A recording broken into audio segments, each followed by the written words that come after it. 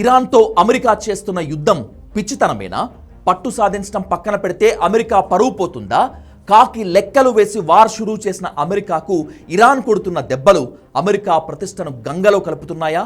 పక్కాగా అవుననే అంటున్నాయి ఇంటర్నేషనల్ మీడియా సంస్థలు. లేటెస్ట్ గా ఇరాన్ ఇచ్చిన స్ట్రోక్ కు వైట్ హౌస్ షేక్ అయింది. పెంటగాన్లో పెంట అయింది. అసలు ఏం చేసింది ఇరాన్?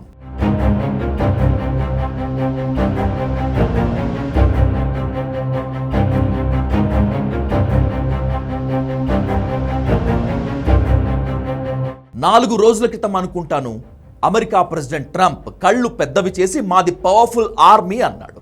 ఆ మాటల సౌండ్ ఇంకా ప్రపంచం చెవుల్లో మార్మోగుతున్నప్పుడే ఇరాన్ ఇచ్చిన మాస్టర్ స్ట్రోక్కు రీసౌండ్ అంతరిక్షంలో కూడా వినిపించింది. ప్రపంచం నిర్ఘాంతపోయేలా అమెరికా గర్వకారణంగా చెప్పుకునే మోస్ట్ పవర్ఫుల్ యుద్ధ విమానం కూలిపోయింది. అది కూడా ఇరాన్ గడ్డపై.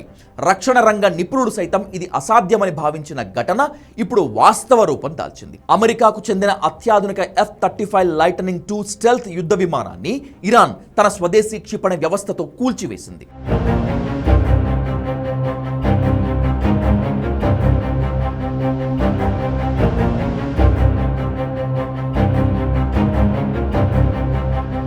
అసలు ఇంత పర్ఫెక్ట్గా ఎలా కూల్చింది? అమెరికా రక్షణ వ్యవస్థలో అత్యంత ఖరీదైన శత్రువుల రాడార్లకు చిక్కని విమానంగా F-35కు పేరుంది. కానీ ఇరాన్ గగనతలంలోకి ప్రవేశించిన ఈ విమానం నిప్పుల ముద్దగా మారి కింద పట్టం ప్రపంచవ్యాప్తంగా చర్చనీయాంశమైంది. మార్చి 19 రాత్రి వేళ ఇరాన్లోని కీలక అణు సైనిక స్థావరాలపై నిఘా ఉంచేందుకు లేదా దాడులు చేసేందుకు అమెరికాకు చెందిన F-35 విమానం ఇరాన్ గగనతలంలోకి ప్రవేశించింది. అయితే ఇరాన్ రక్షణ దళాలు దీన్ని గుర్తించి కేవలం నిమిషాల వ్యవధిలోనే క్షిపణిని ప్రయోగించి కుప్పకూల్చాయి. రాడార్లకు దొరకకుండా ప్రయాణించే టెక్నాలజీ ఉన్నప్పటికీ ఇరాన్ దీనిని ఎలా అడ్డుకోగలిగిందనేటువంటిది ఇప్పుడు $1 మిలియన్ ప్రశ్న. దీని వెనుక కొన్ని కీలక కారణాలు ఉండవచ్చని రక్షణ నిపుణులు భావిస్తున్నారు. స్వదేశీ రాడార్ వ్యవస్థ ఇక్కడ కీ రోల్ ప్లే చేసి ఉండవచ్చు. ఇరాన్ డెవలప్ చేసిన సరికొత్త క్వాంటమ్ రాడార్ లేదా రష్యా సహాయంతో తీసుకున్న లేటెస్ట్ సెన్సార్ల వల్ల ఈ స్టెల్త్ విమానం ఆనవాళ్లు దొరికి ఉండవచ్చు.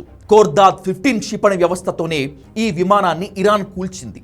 గతంలో గ్లోబల్ హ్యాక్ డ్రోన్ను కూల్చిన ఈ క్షిపణి వ్యవస్థనే ఈసారి మరింత అభివృద్ధి చేసి F-35పై ప్రయోగించినట్లు తెలుస్తోంది. విమానంలోని సిగ్నళ్లను జూమ్ చేసి దాన్ని రాడార్ పరిధిలోకి వచ్చేలా ఇరాన్ సైన్యం వ్యూహం పన్ని ఉండవచ్చు.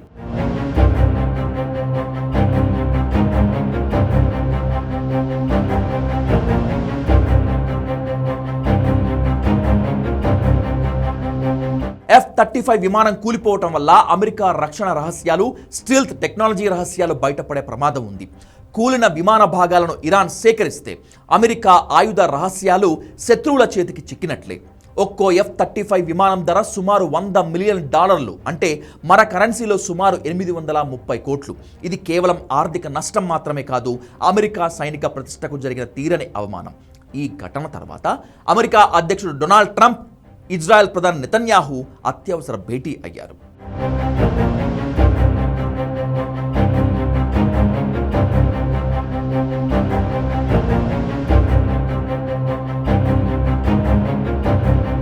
తమ విమానాన్ని కూల్చడం అంటే అమెరికాపై యుద్ధం ప్రకటించడమేనని హెచ్చరించారు ట్రంప్. తమ భూభాగాన్ని కాపాడుకోవటానికి ఎంతటి ఆధునిక విమానాన్నైనా కూల్చుతామని స్పష్టం చేసింది ఇరాన్. ఈ కూల్చివేతతో పశ్చిమాసియాలో ఉద్రిక్తతలు పరాకాష్ఠకు చేరాయి. USS ట్రిపోలి వంటి యుద్ధ నౌకలను అమెరికా మరింత వేగంగా మోహరించడానికి ఇది కారణమైంది. మరోవైపు ఈ విమానం కూలిపోవడంతో నాటో దేశాలు కూడా తమ వద్ద ఉన్న F-35 విమానాల భద్రతపై ఆందోళన చెందుతున్నాయి. ప్రస్తుతం సుమారు 15 దేశాలు F-35 యొక్క వివిధ రకాలను ఉపయోగిస్తున్నాయి.